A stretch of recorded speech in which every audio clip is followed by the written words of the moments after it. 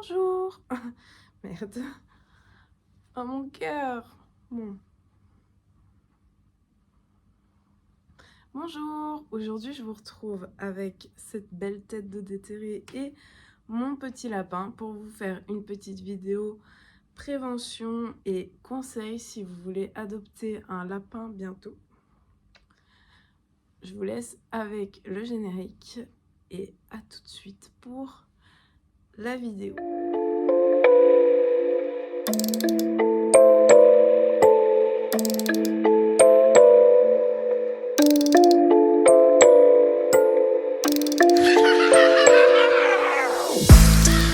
Alors, donc, le lapin.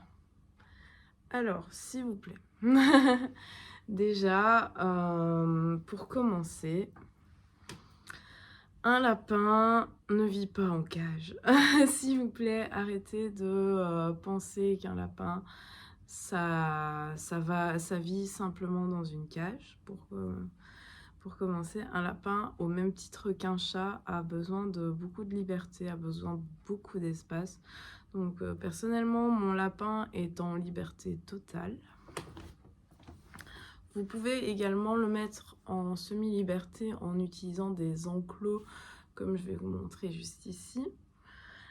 Et minimum, si possible, 2 mètres carrés par lapin.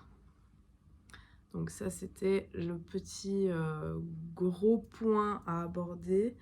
Parce que je vois encore trop de cages dans les animaleries et de gens qui mettent leurs lapins en cage. Et un lapin, pour être heureux, ça a besoin de beaucoup de place. Alors, je suis bénévole dans un refuge. Dans le refuge, malheureusement, on est obligé parfois de les mettre en cage parce que par manque de place. Mais on insiste bien avec les futurs adoptants que, idéalement, c'est la liberté ou la semi-liberté. Alors, point de vue...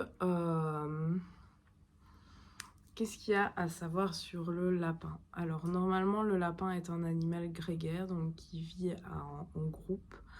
Moi, j'ai préféré d'abord commencer avec un seul lapin pour vraiment apprendre sa personnalité, etc., voir s'il pourrait s'entendre avec d'autres lapins.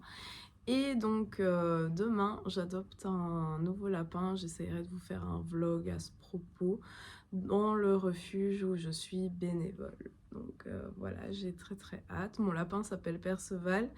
Et donc, celui que j'adopte demain, je le renommerai Caradoc. Voilà, pour faire le duo de la célèbre série Kaamelott. Donc, voilà pour la petite histoire. Alors, en petite prévention, faites attention.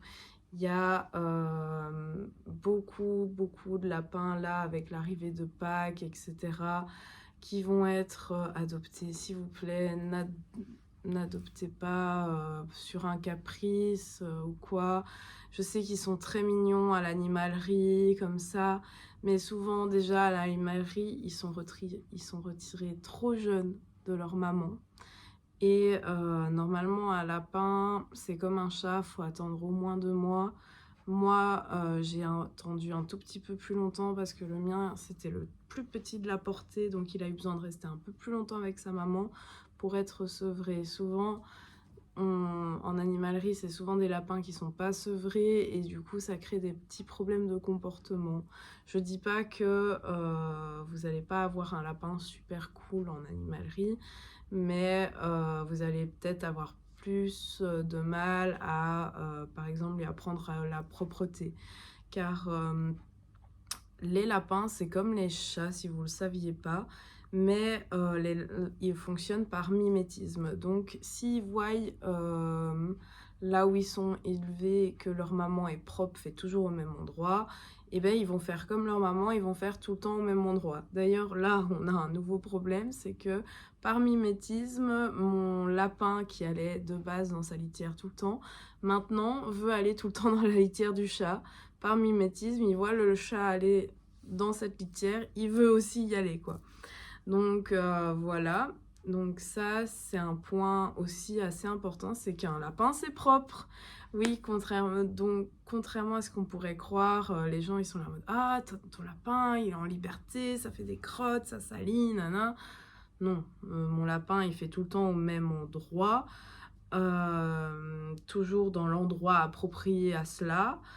Et parfois il y a un petit accident, mais jamais de pipi, hein. Toujours parfois il y a un petit caca. Et alors, si je peux vous donner un conseil pour l'aider à être propre, du coup, c'est d'accrocher son râtelier, donc où il y a son foin, au-dessus de sa litière, parce que les lapins aiment bien manger en faisant leurs besoins.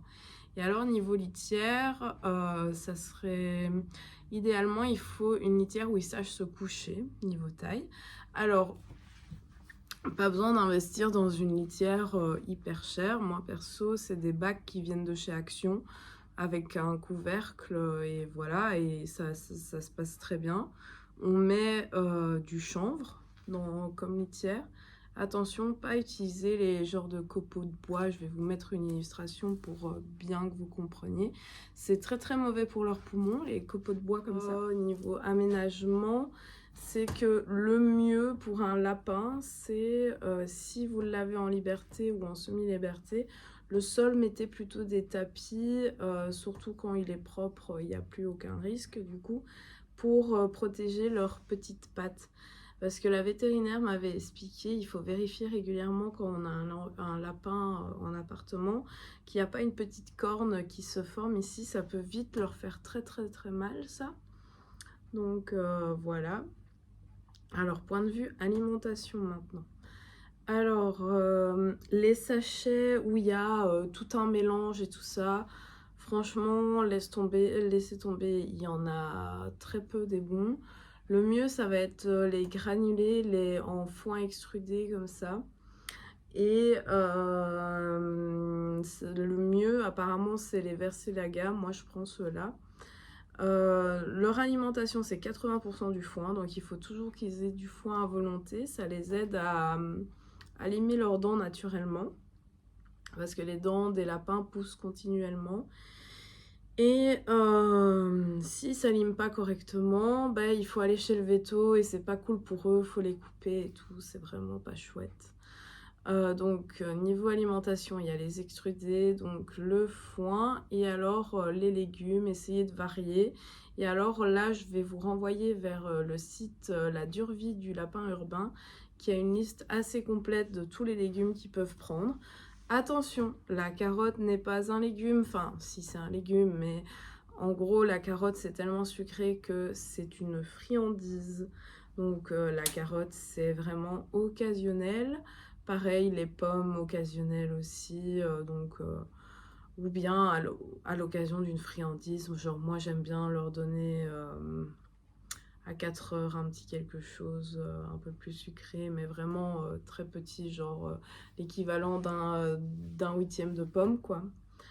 Donc voilà. Alors l'eau, changer l'eau tous les jours.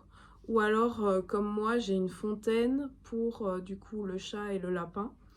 Et éviter les biberons. Les biberons, il y en a très peu qui sont bons. Et souvent, ça leur force à croquer leur tête, etc. Donc, c'est pas le top, les biberons. Vraiment pas du tout. Aussi, ce que je peux vous conseiller, c'est niveau jeu. En fait, un lapin va être très sage si vous lui donnez assez de loisirs pour qu'il n'ait pas à s'ennuyer. Donc, je vais vous faire quelques vidéos sûrement sur TikTok sur des jeux à faire soi-même, pas cher, avec des cartons, avec des rouleaux de PQ, où vous cachez du foin avec des friandises dedans.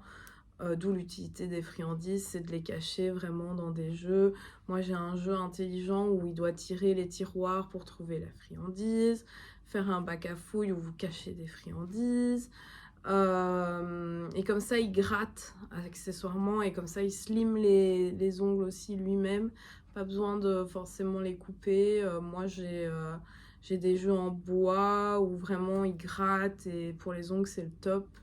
Donc voilà, un lapin, si vous l'occupez, c'est franchement assez sage. Faut bien sûr, protéger certaines choses, hein. Les câbles, vaut mieux les protéger. Nous, au début, il en a mangé 2. Mais après, on a tout protégé et maintenant, il n'y a plus d'accident de câble.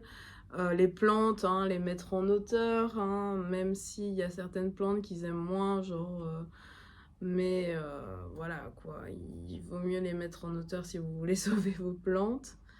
Qu'est-ce que je pourrais vous dire de plus ? Oui, alors, attention, j'ai déjà fait un TikTok à ce propos.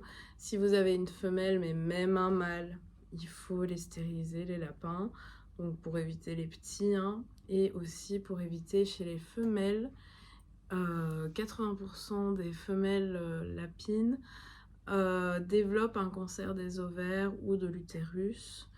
Et franchement, généralement, on s'en rend compte trop tard. Et voilà quoi, normalement un lapin ça a une espérance de vie de 8 à 12 ans, donc il faut bien se mettre ça en tête quand on adopte un lapin. Mais chez les femelles, ce problème d'utérus, ça réduit leur durée de vie drastiquement. On a eu une lapine là au refuge où la dame nous l'a apportée, la lapine avait déjà plus de 4 ans, elle n'avait jamais été stérilisée et l'opération c'est bien terminé, mais il a fallu tout enlever parce que l'utérus était rempli de tumeurs, quoi. Donc, d'où l'importance de les stériliser assez tôt. Moi, j'ai stérilisé le mien à 6 mois. Et mon prochain lapin, normalement, je devrais le stériliser en juin, si tout va bien, mais donc assez tôt, quoi. Donc voilà, niveau prévention, niveau conseil, ce que je peux vous donner. Aussi, petit conseil, en fait, un lapin, pour se sentir en sécurité, il faut qu'il ait un peu une safe place. Et ils ont besoin parfois d'un endroit où on ne peut pas l'atteindre par le dessus. Donc ce qui peut être sympa et qui est très joli pour votre intérieur, c'est le meuble Ikea que je vais vous mettre ici. Et vous faites un trou pour de la largeur de votre lapin. Et là, c'est son antre. Moi, j'ai mis sa litière, j'ai mis son foin là. Et il est super content comme ça. Quand il a besoin qu'on lui foute la paix, il va se cacher là. Et voilà quoi. Donc voilà, je pense que j'ai fait le tour de tout ce que j'avais à dire sur les lapins. Pour le moment, si j'ai d'autres conseils à vous donner, j'en referai avec plaisir des vidéos sur les lapins parce que j'adore parler des lapins, des animaux, etc. Donc voilà, des bisous.